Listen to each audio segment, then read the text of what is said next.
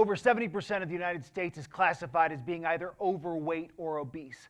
65% of people that say they are trying to lose weight report using exercise as the activity to help them achieve that goal. 80% of people that do lose weight are going to regain that weight within 1 year's time.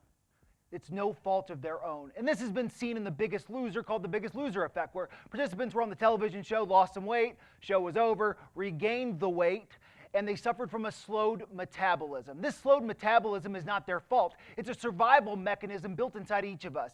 During times of food shortage, you didn't know when you were going to get your next meal, so your metabolism slows down.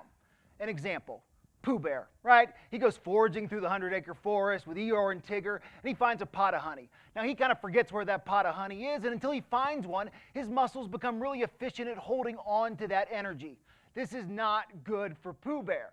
But if you're Eliud Kipchoge, the world's greatest marathon runner, this is a really cool thing.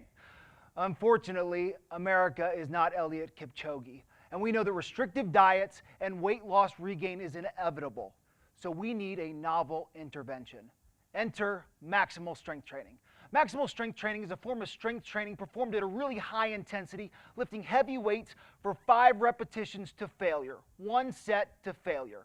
And we did that. We put 5 participants classified as obese on an 8-week intervention of maximal strength training in which they completed 3 sessions a week, totaling 20 minutes. At the end of the 8 weeks, their metabolism increased by 22%.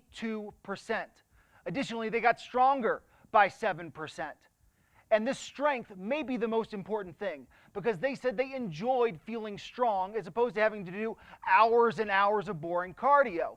And as we look forward to a large-scale research clinical trial, we know that when it comes to health behavior, the enjoyment of the activity and the likelihood to do it based off of the time it's going to take you to do it are the most important drivers.